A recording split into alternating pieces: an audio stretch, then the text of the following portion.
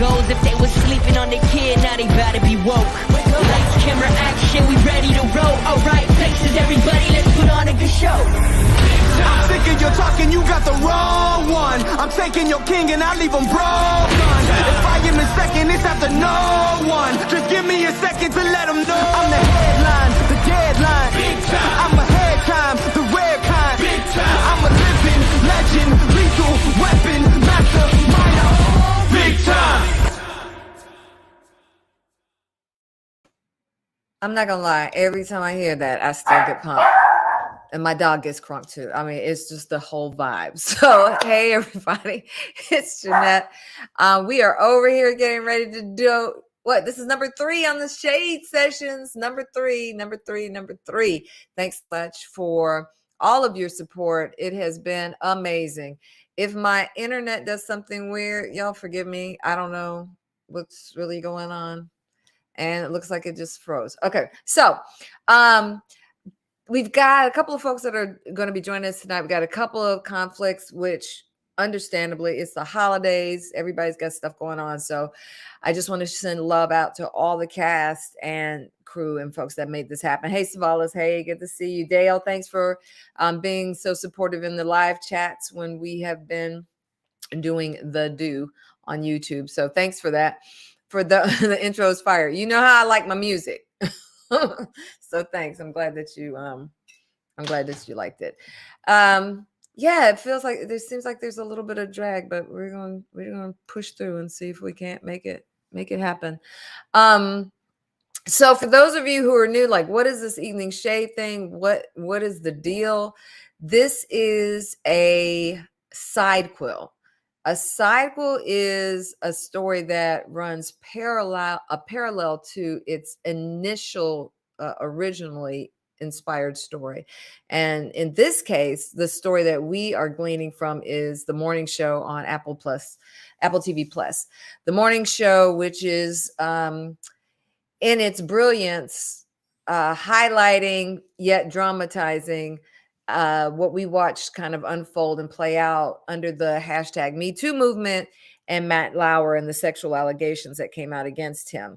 Steve Carell playing the character of Mitch Kessler, who you hear referred to often in our sidequel. Alex Levy is his some would call accomplice, because if you know something and you know something's going on and you don't do anything about it, then you're complicit, right? And so, but his morning anchor co-host, and as time goes on in that storyline, he gets found out. He was released. What eventually comes out in the storyline is that he seemingly targeted BIPOC women, women of color, as his preferred get. And so Mia is what I'm laughing at. Jonas, who can see me, and he's like, his face is struggling with me as the words form in my mouth. I love it. He's the DEI guy, so I'm trying to be like very sensitive around it and trying to like walk all the fine lines. But I'm sure I probably failed the quiz. But anywho, so Mia, one of the characters, who is a producer on his program, was the first person that we learned was kind of had been in an affair with him, and then we later learn about his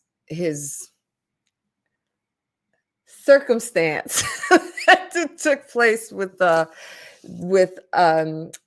Hannah.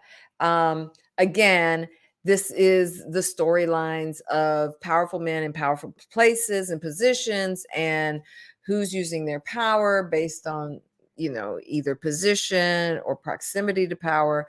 And it was just a story that interested me for many reasons, right? Many of you know that I spent almost 30 years in news and television and have been around many experiences.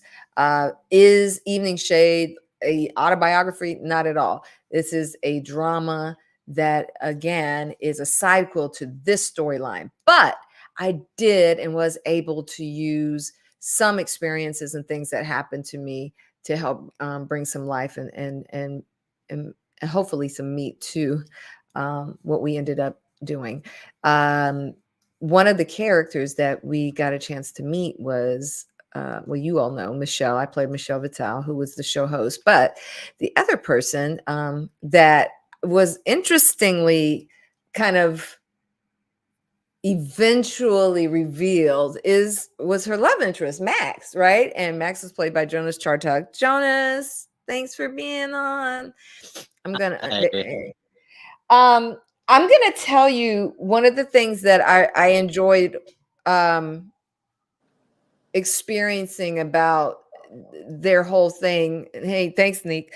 Their relationship, as it were, was that we kind of watched their relationship almost through the lens that they were experiencing it, right? So he says at one point, I think in episode 2, I just haven't seen you much, right? And we just hadn't seen him much. Like he was this voice on the other end of the phone, right?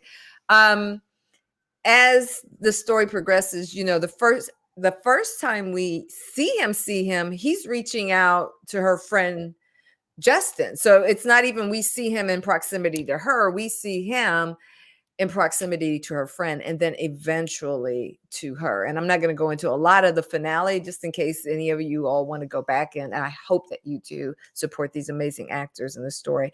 But just what were some of your thoughts around Max? I know we would go back and forth talking about who Max was, what he did. We talked about some of the things that you thought, well, like he's, because I remember one of the things, the graphics that had passive or something. There's something you're like, oh, passive Max. Oh, passive Max. Yeah. And it's just the way it froze. It chose to freeze on that word. But anyway, what were some of your thoughts about Max?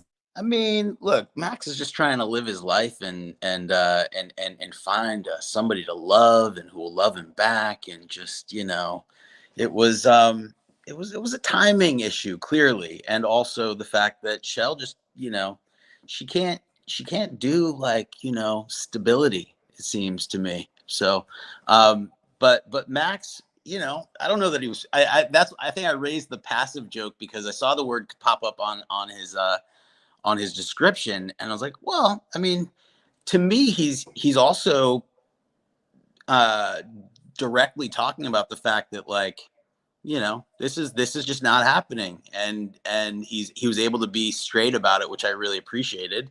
And at the same time, like, there's probably part of him that knew that this wasn't really something that was gonna work anyway. At least that was probably in the back of his mind. Let me just say that just a full disclosure, the promo that he's talking about, everybody had like these words that would pop up. It would be what some people would say might be the best if they described him, and what some people might say would be the negative if they described him, right?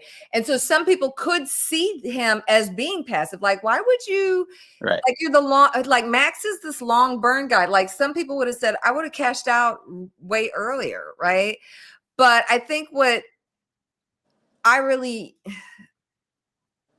grew to even love about this character was that he didn't have to have everything bagged up neatly. Like, everything didn't have to be in containers and neatly stacked.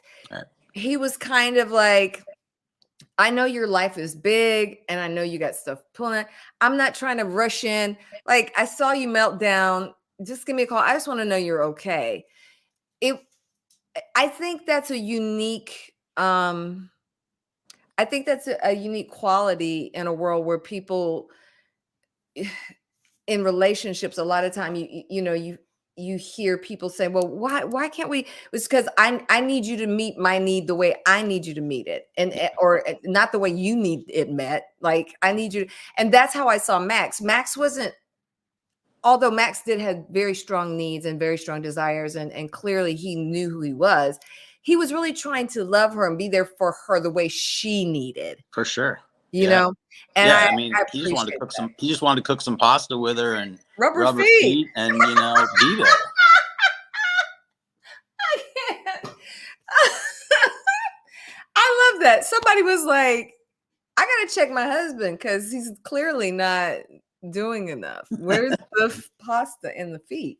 Um, so you all have probably already guessed that the whole line about your laugh is too much is so true. That is, and it's because that's my laugh, and I refused to tame it for anybody. Like, there's a few joys in life that you get, and how you laugh and how your organic stuff, like, that was a non-negotiable. So it was funny to me to include that in the storyline, the thing about the hair and the laugh.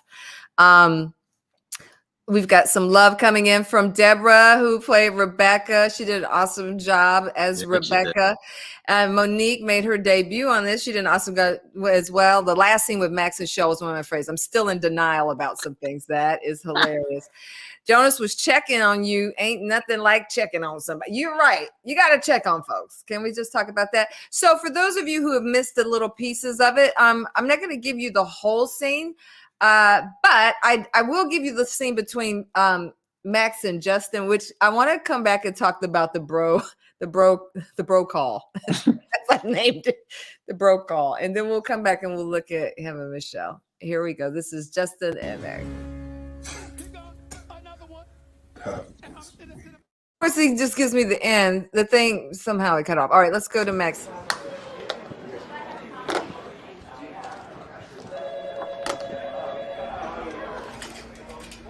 Yeah. Okay, I'm on my way. Thanks.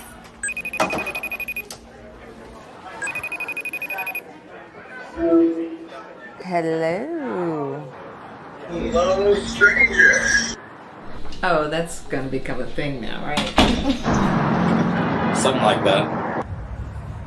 Welcome back. Yeah.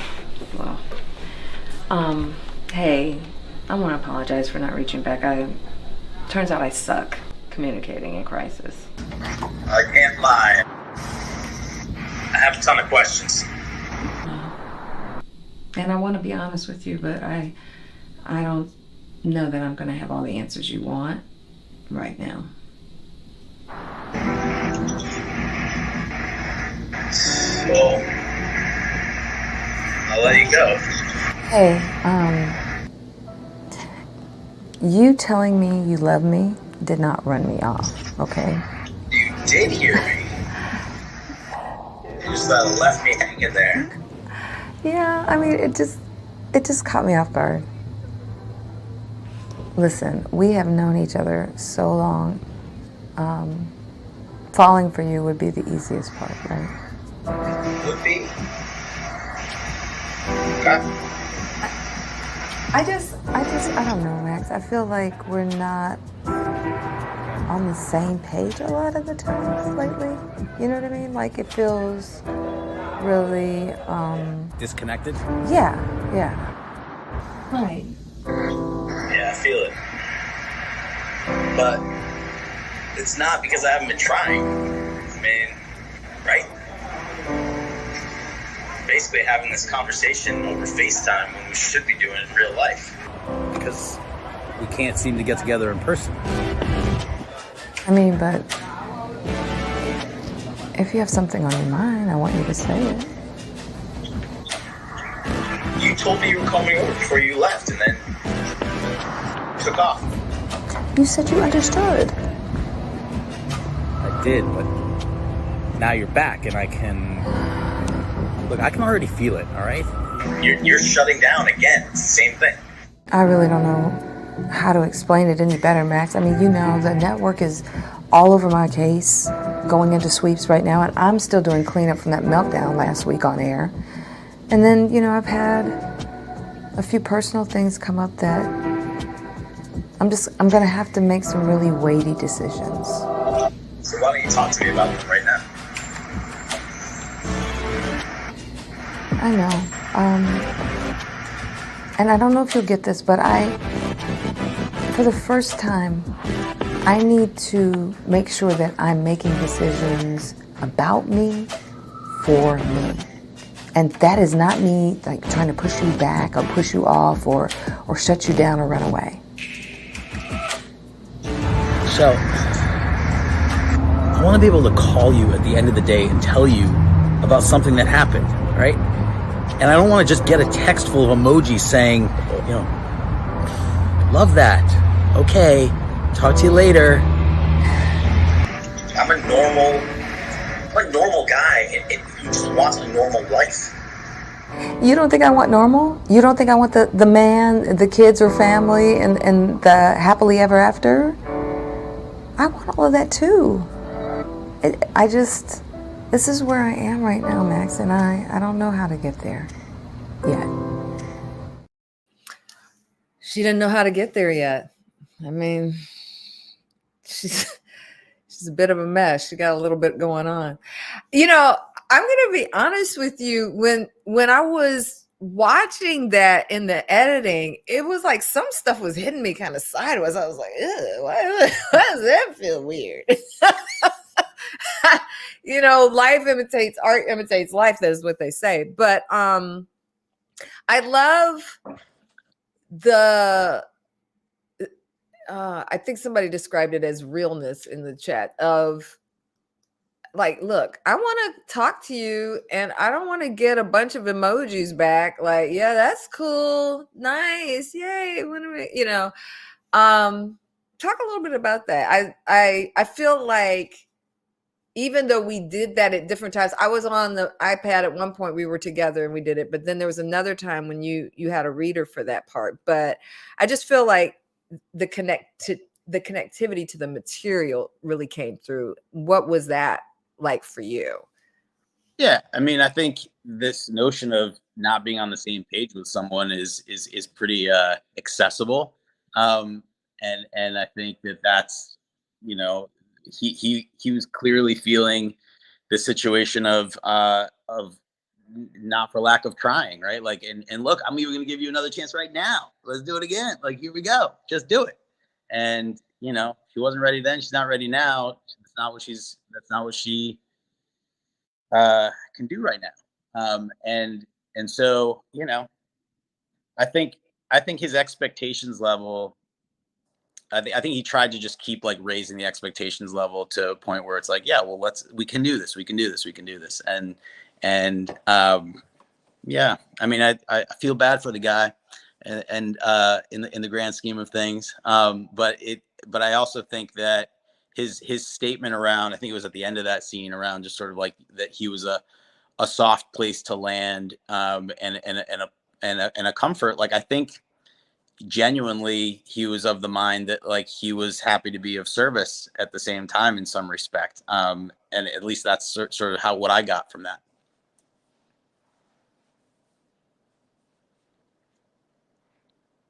Oh, I can't hear you for some reason. Oh, that's me because I muted myself. There's a line Michelle has in her therapy session where she says, she's talking about Mitch though, and she says he was a soft place to land. Mm-hmm. So it becomes really interesting. That's why you know, it's weird I'm just gonna be honest with you guys. It's weird to talk about it in this way because it's work that came from me, but I feel like there are some nuggets, some cool nuggets in there for reflection. Truly the coach in me, the spiritual counselor me and everything was woven. You can't separate one from the other when you're cooking, right? So there's a lot of little things to think about that came through that. I really wanted to try to create a character in Michelle that you could easily look at and go, that's a hot mess, and label her the bad guy easily. And then I wanted to layer it with some stuff, you know, because how somebody gets there is important. You know, how does she get to be such a mess? How can you be so empowered and together on one end, but like your personal life is just like complete shambles? And if you think about this in terms of Max, she tells her therapist, I don't want to put this on him. He is a good guy. I don't want to, I can't even explain why I can't get over there for feet rub and a pasta, a foot rub and I'm gonna tell him now I'm pregnant. It's like this is a whole thing. Like maybe that's like a mercy killing. Maybe we just mercy kill this relationship so he doesn't have to, endure what else he would have to endure if he, stayed in relationship with her. Either way, whether she decided to keep the baby or not, which is another question that's raised, right? Because in the end, I don't know that we know. Right. And we'll certainly never know how Max would have reacted to the news. Yeah. I have my theories, but I don't You know. do? I would love to hear those.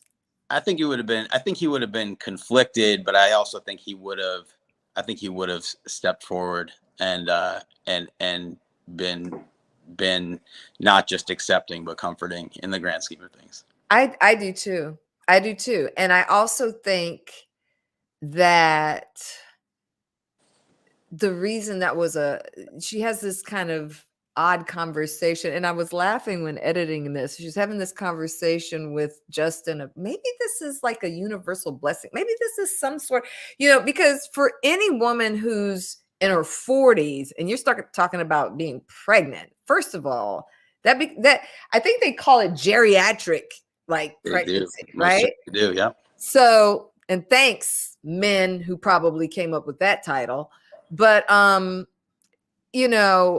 you think the same. She thinks the same, that Max would have stepped up. So here's this one thing, I didn't even think it was a possibility. Now here it is.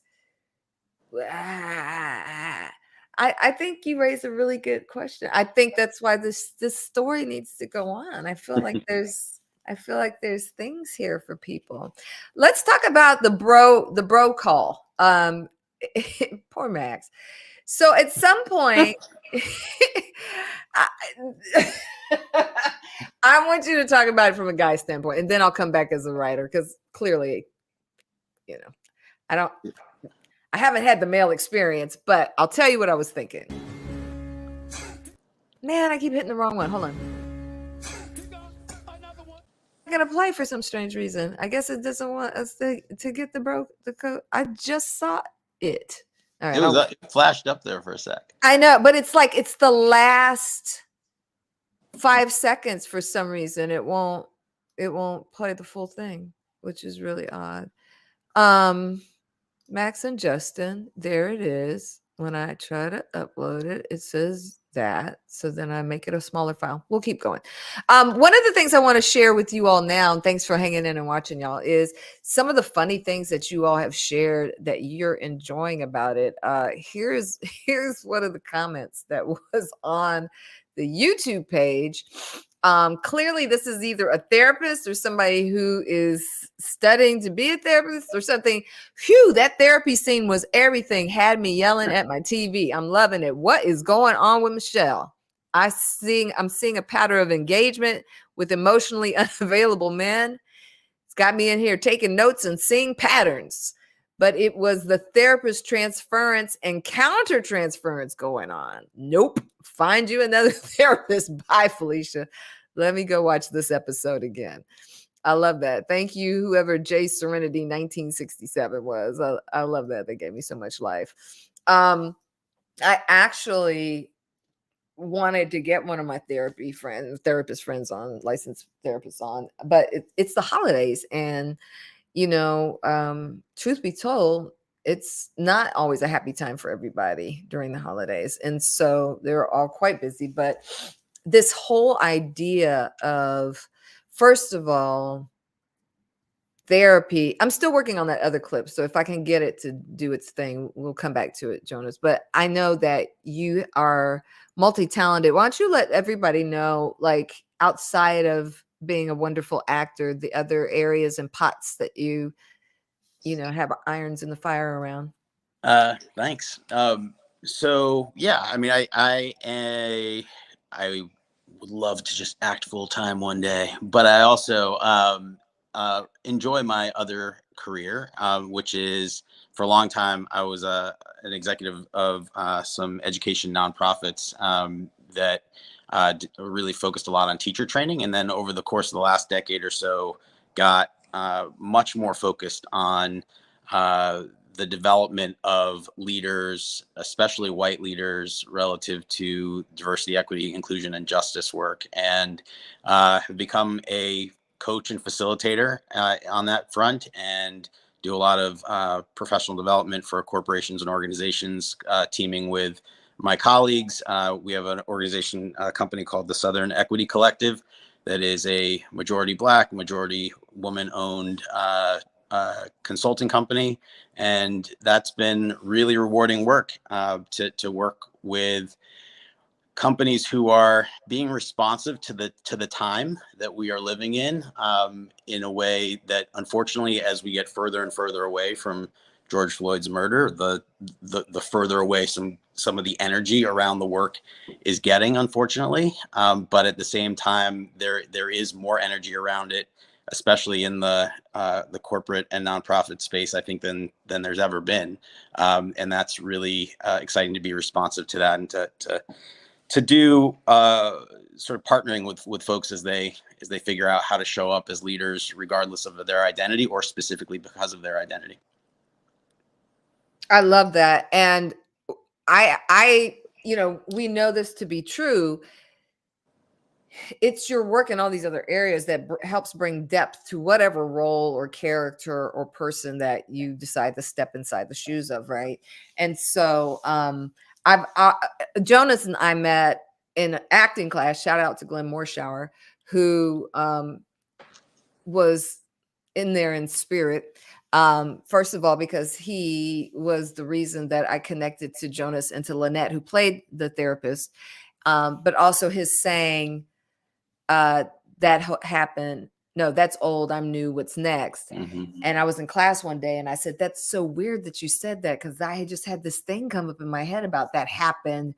I'm over, because I used it in a speech or something I had just given. That happened. I'm new. What's next, or something like that. Yeah, he said, well, you can put them all together. And so I have. And so I saw Candace on here. She knows, we were just talking. She just asked me what that was the other day. She was like, I was trying to tell somebody, what is that mantra? That happened. That's old. I'm new. What's next? So good. Yeah, I love it. I'll tell you, let's talk about this. There's a line. It originally flowed out of me. I can't say that I'm the originator of it. I've heard it in different ways, but that line about somebody dying of thirst doesn't mind dirty water. Right. That thing, these are the gems that I'm talking about. You never really know who or what you are until the press is on, right? It's easy for us to judge people, persons, groups, whatever, based on what we see standing from the outside. Unless you have gone through that exact same pressure under those exact same circumstances in the exact same intensity, so on and so forth, it really is hard to judge and try to address them about where they are, which is, I laugh because I look at the parallels between equity and equality and, those kinds of things. We're talking about that. But Dale said, talk that talk.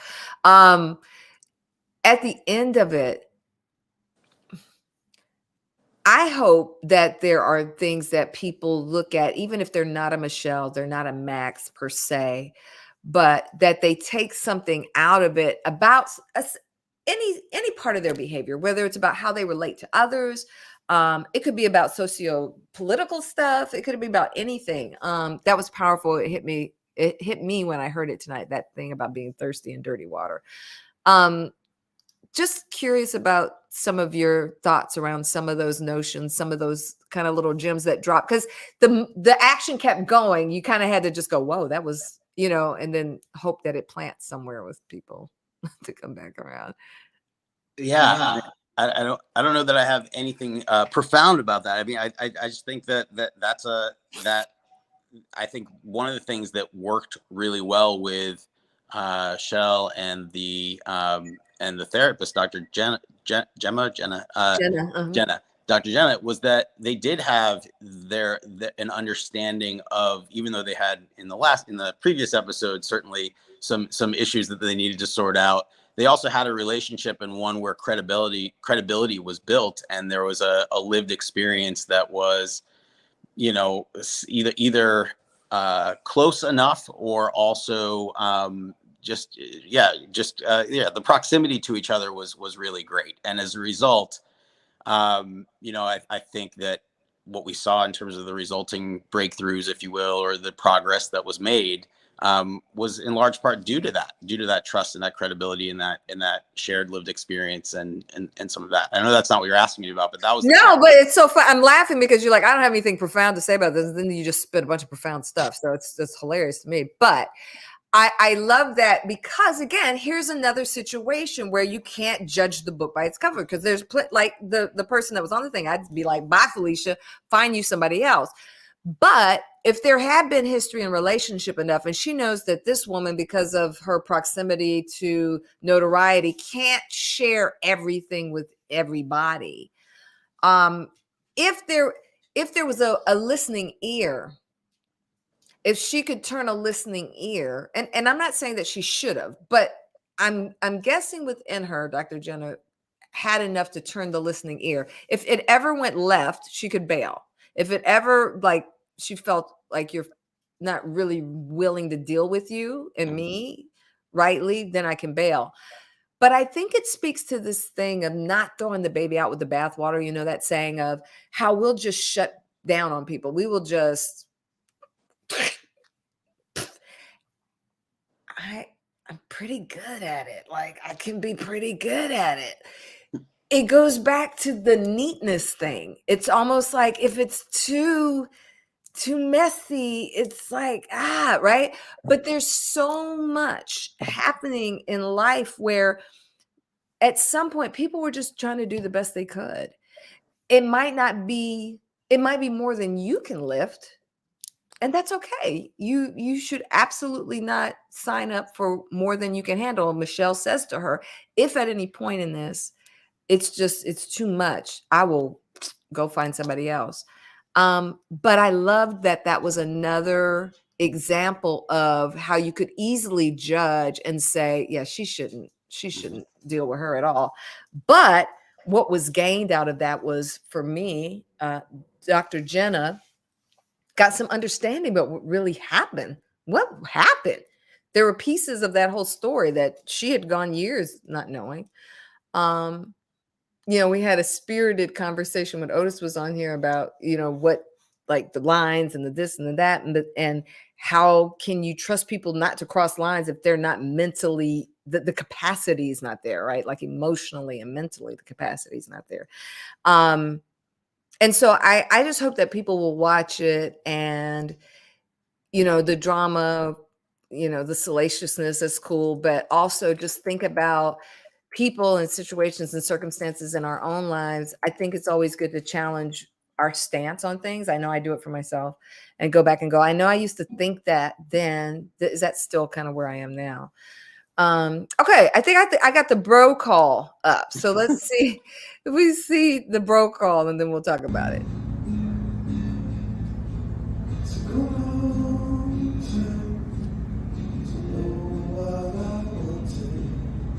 Now I do, and I will wait on you. It took a long time to know what I needed, and now it's clear whenever you are near.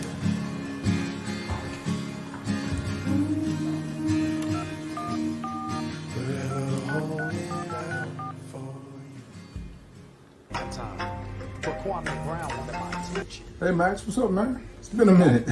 Yeah, I know we've said we were gonna try to get drinks or dinner, but honestly, it's been kind of hard to get on Shell's schedule lately. I know you've probably talked to her. Is she okay? Oh yeah, man. She's okay. I think I pushed her away. Oh, come on, man. I'm sure that's not true. I don't know.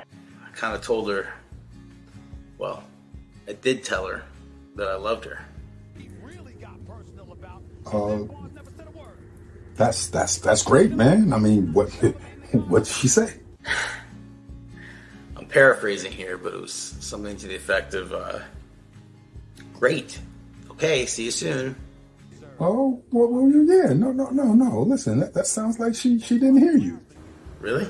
Yeah, man, for sure. Well, we were on the phone, so. Oh, see, absolutely. I wouldn't worry about it, man. I wouldn't even sweat it, bro. She hasn't called back since she left. Yeah, man, you gotta. It's been a rough week, Max. You know, she had that big meltdown on air. And plus, she's taking care of things For her mom, man, and then Mitch is dead. People can comment on it because you're. I mean, it's just been a lot. Yeah, totally. I'm glad I called. Sorry if this was weird. No, man, we're good, bro. We're good. Okay. Peace. All right, peace. for you.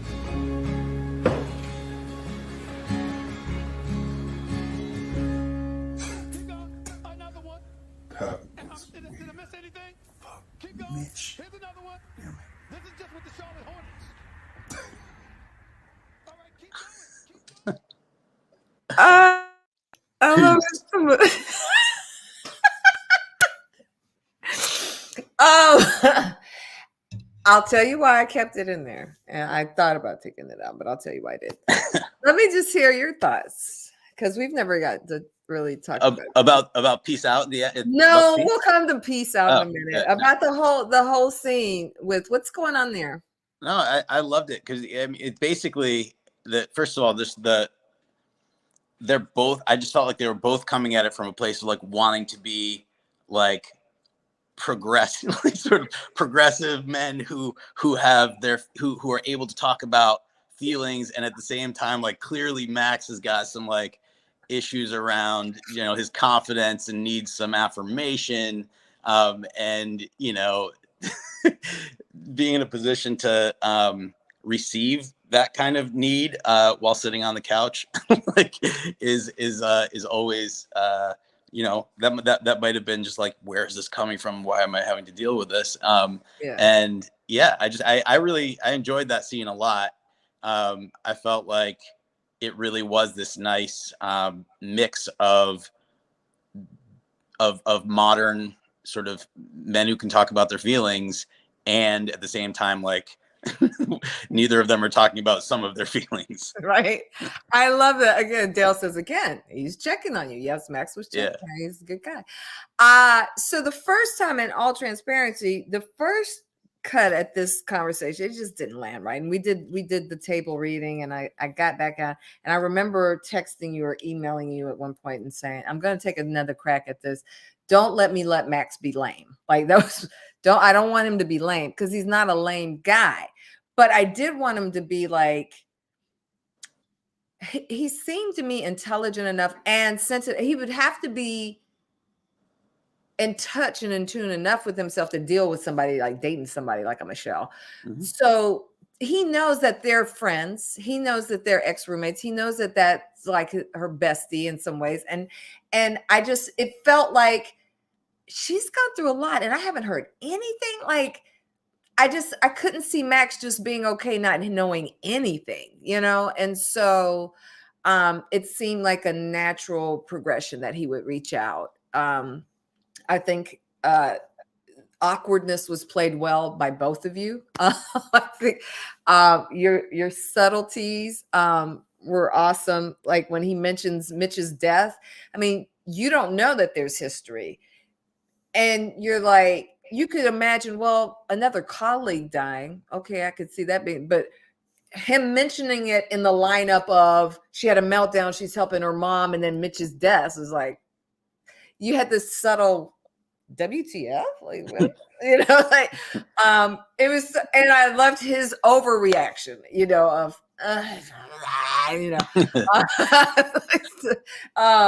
I thought that it exactly what you said.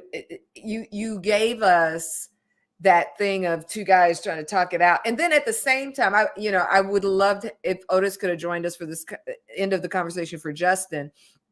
What also is going on with Justin in that moment, because we don't really know how he feels about Max. Now he must have some reverence for him, because the first thing he asks when she's like is like, have you told Max yet? Like, he's got to know. So there's that. But then he also has this weirdo reaction when he's like, well, I told her I loved her. Well, oh, yeah, cool. Super cool. Yeah, what'd she say? So there's so much there. And I love that you all rode the fine lines of what life really is. It can be a little bit of this and a little bit of that, right? Absolutely. Yeah.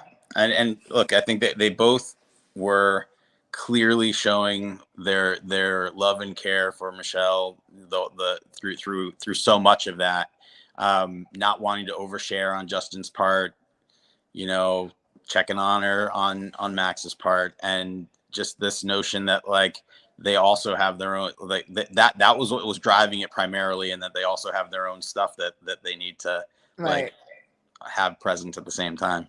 Right. Yeah. I love that he was trying to pick Max up. Like, oh man, I wouldn't worry about it. No, man, you're good. Really, bro? Really, bro? Oh, cool. I got this. Okay, cool. Okay. I'm still the man. Okay, cool. Let's talk about this peace thing. Okay, it was funny to me. All right, let me tell you why I left it in there. Now, obviously, that wouldn't be a Jonas thing, and it's probably not a Max thing, but I think that to me represented Max trying to be somewhere in the vicinity of Justin. What he like. We're talking about these pseudo intimate things. Well, with some people, it is very much a Jonas thing. I'll just have you know that. Oh, right really? Now. But, yeah, absolutely. But well, I haven't seen the Thuggish Ruggish, so yeah. But in some respects, I just felt like it was just like, okay, this has been great, but it's all kinds of uncomfortable here at the end. So just I'm like, out. Deuces. That was great.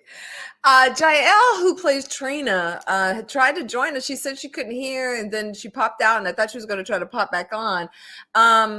You're just going to have to bear the brunt of the conversation with me tonight, Maxie,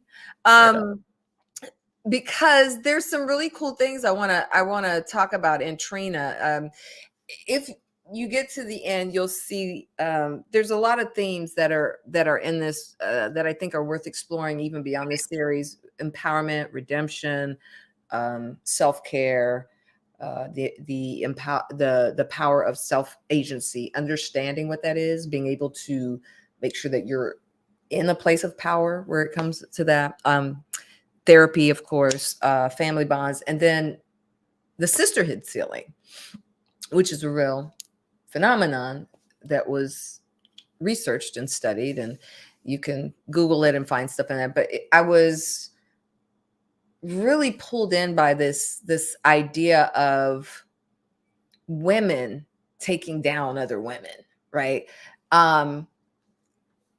You can turn on any housewife show and be like, well, duh, Jeanette. But I think we like to believe that because women were late to the table with all kinds of things, from going from being property pretty much to getting voting rights, to, if you want to just go through the history of women, that we would look out for one another, that we would try to protect one another. But because of the social construct of lack that can so often just be, and I said social construct because I believe that if you have a gift or talent in you, that it's just about finding your place for it. It might not be at the same company. It might not be at the same thing, but I believe that you have that because there's a place for you to put it and for you to use it. I don't believe that there was an over gifting of gifts. And now it's like, oh man, we got 10 too many of those people. But I don't think we are able to buy into that. And I don't think that that is often affirmed in us because it's all about dog eat dog. You know, you got to hustle and grind till you die. You got to lose 3 fingernails and give up your firstborn. Like, that's what gets it. And so these 4 women, all wanting to succeed, all at different aspects of their career, coming together. And I think what was interesting to explore was you've got Michelle, who was mentoring Miranda, not knowing that was a part of a plan that was ultimately going to move her out. But she was doing it from a good place. What happens when the person you're trying to help lift up is trying to step on you to get up? Like, there was, there's that dynamic. Then you have Trina, who wants more. So we see her in the beginning. She's at the table. She's like, hey, I'm happy to write the Q&A for Michelle. You think, well, let's just drive, da, da, da. She has a conversation with Jim, the senior producer. Hey, what does it take to get in? That could be just drive. But then the lengths that you'll go. So you have these 2 women. You have Michelle that is just obviously a mess. But her intentions, I think, are good. Her heart is good. Then you got somebody that presents as, just want to work hard and but their intentions, like where it's coming from, is just a twisted place. And there's one scene that I'll play here. Then I'd love to hear your take on Trina. People who will create a problem so that they can be the answer for it, right? Let's take a look.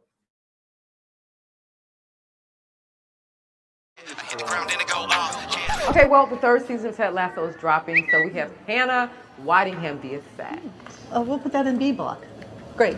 I'd be happy to draft a Q&A for Michelle. Jim, do you have someone slated for that already? Yeah, Pat. He's a huge Lasso fan. Pat, great. Next. He has been conducting what he calls undercover acts of kindness. Wow. Speaking of Mitch, Michelle, and undercover acts, That was over a long time ago. Okay, calm down, princess, you're right. But you know what they say, feelings buried alive never die. It's such a heartwarming story, and there's a lot we can learn from our next guest. Won't you help me welcome Jimmy Dart?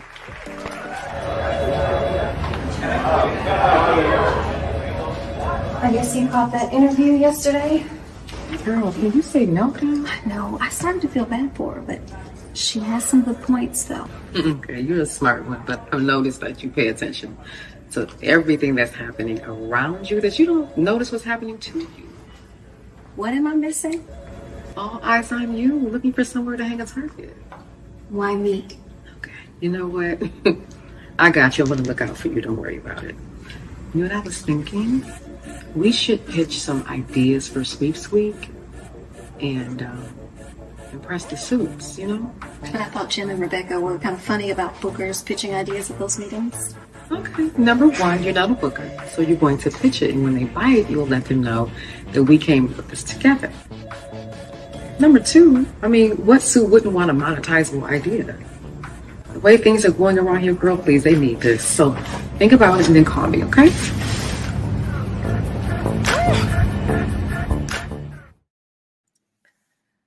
So as it progresses, she has this whole conversation with her about predators, the different type of predators, and what kind of predator she can help Miranda be. One, be careful of those people who want to help. They want to help you, but they want to do it the wrong way. You can do the right thing the wrong way. I guess that's where I'm trying to go with that.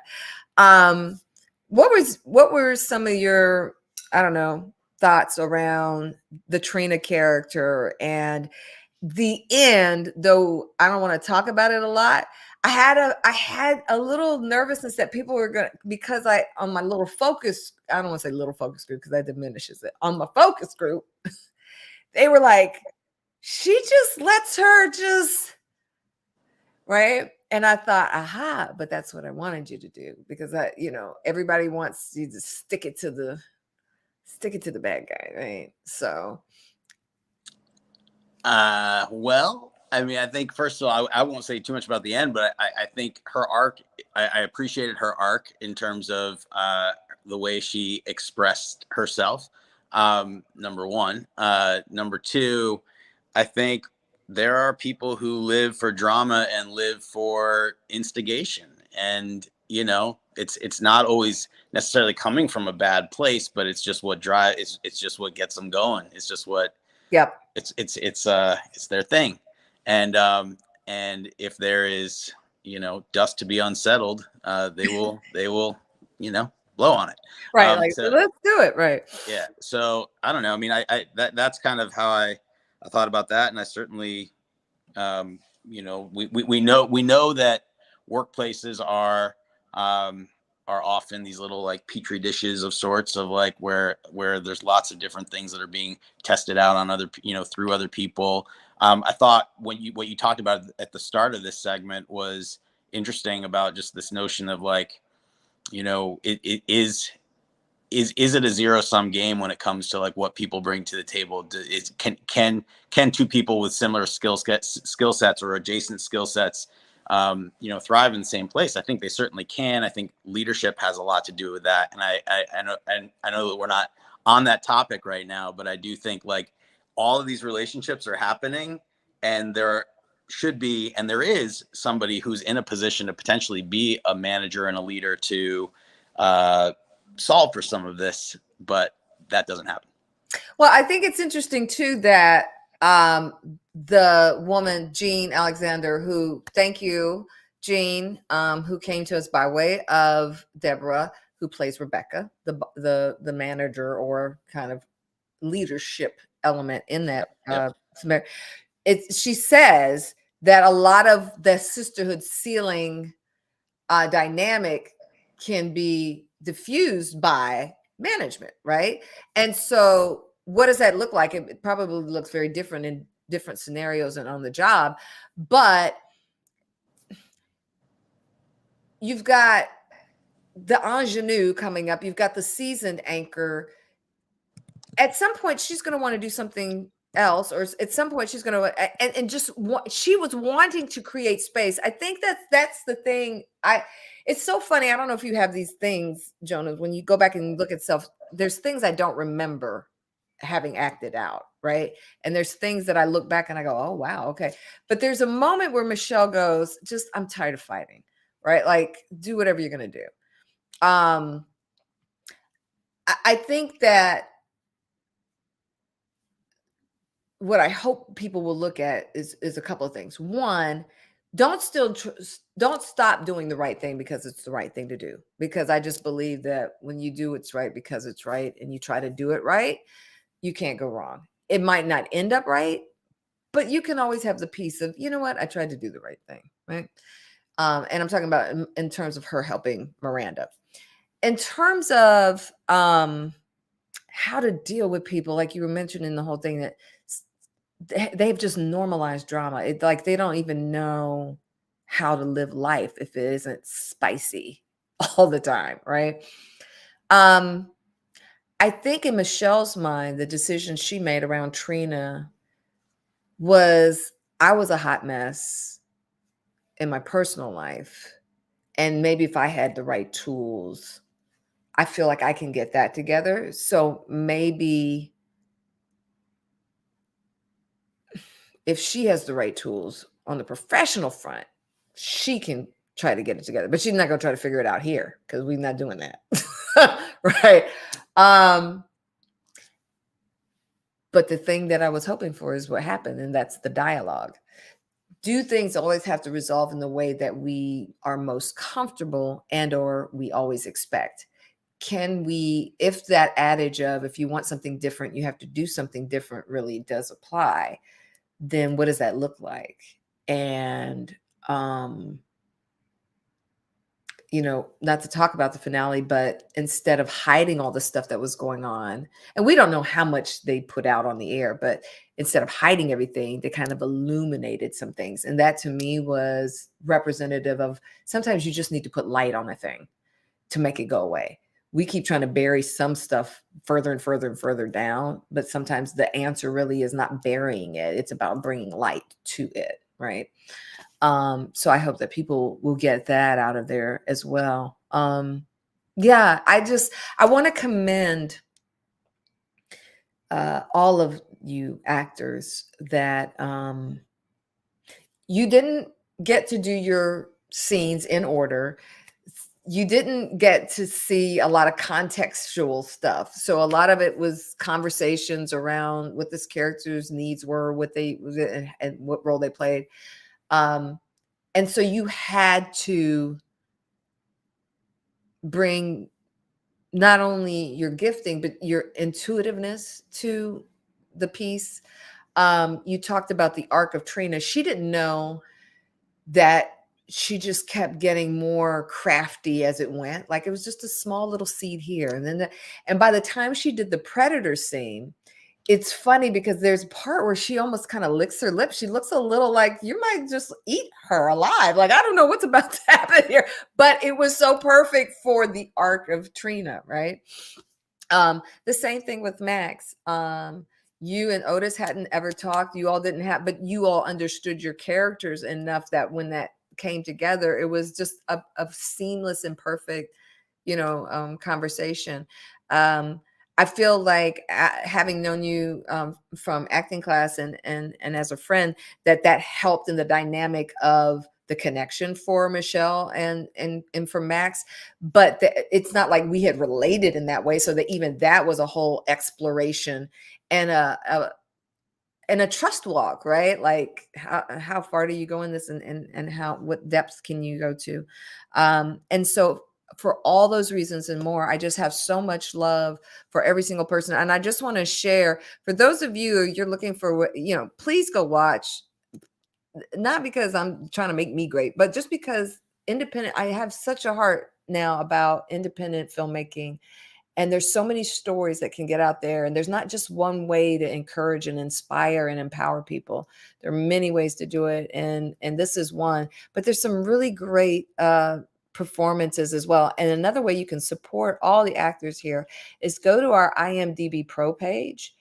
And when you go to the IMDb page, which is the International Movie Database page, when you go to that page, you're able to see all of the episodes there. You see all the actors. So I just want to shout out Shari Dion Perry, who played Miranda, Jael Roberson, who played Trina, Monique Arpagan, who made her debut, Deborah Crittenden, who was Rebecca, Chantel Renee, who played Kamala Carter, and our own Jonas here, who's Max, Otis Winston is Justin Price, Lynette Brown with Dr. Jenna, Louis Labovich, or Louis Kuiper, as he's also known, Jim Keller, Loki the Wolf, the informant, Alicia Cuthbertson, who played a strong Aunt Deanie. I love that character. We didn't see but one scene, but I loved her.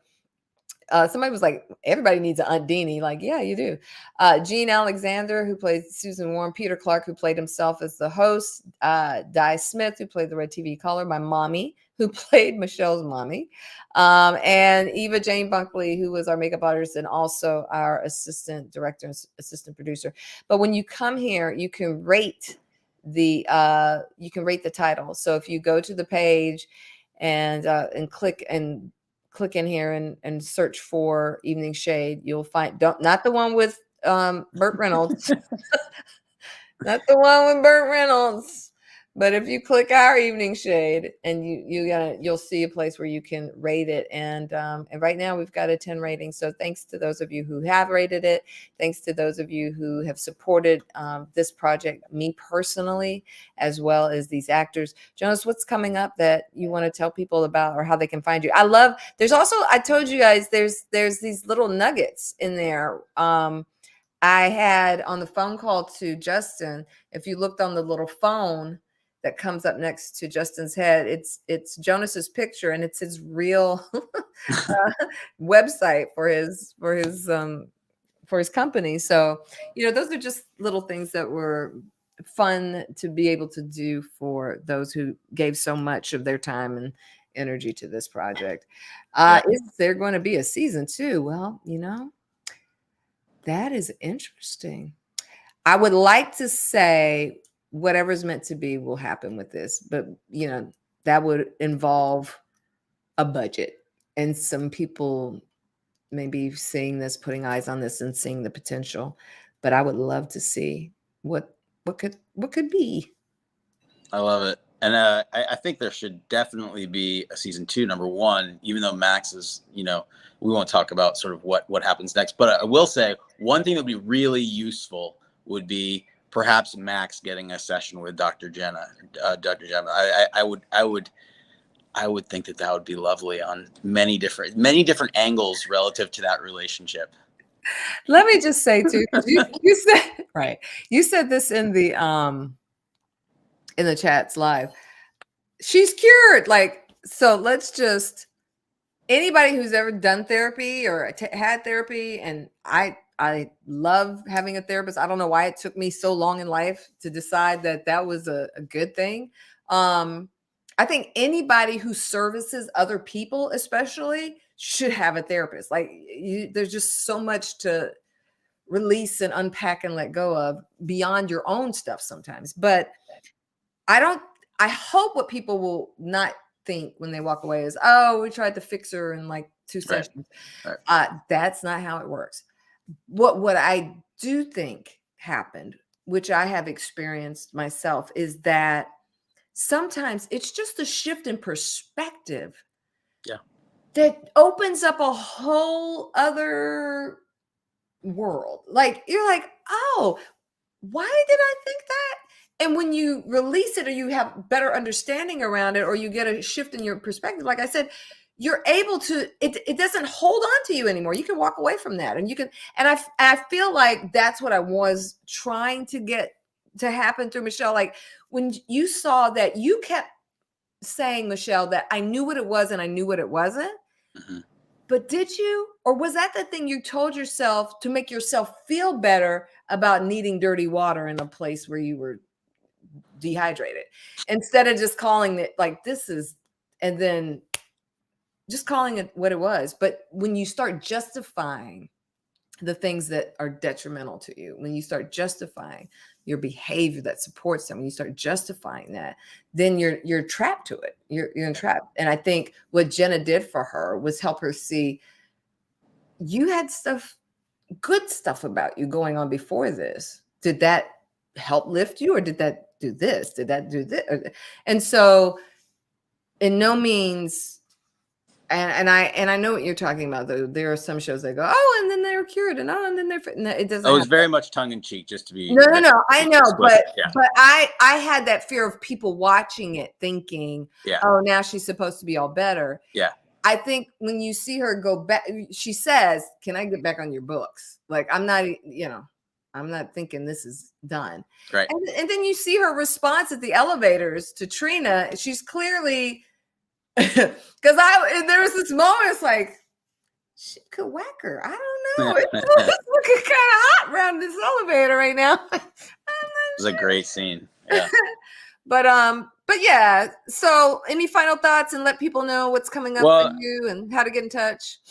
Well, I mean, easy to find on the Instagram. It's a weird name, but there it is. You can find it. But I'd be remiss if I didn't say, just in response to sort of your earlier remarks about the acting. First of all, I agree. I think there was just some awesome performances in this, especially given, some of the circumstances around distance, around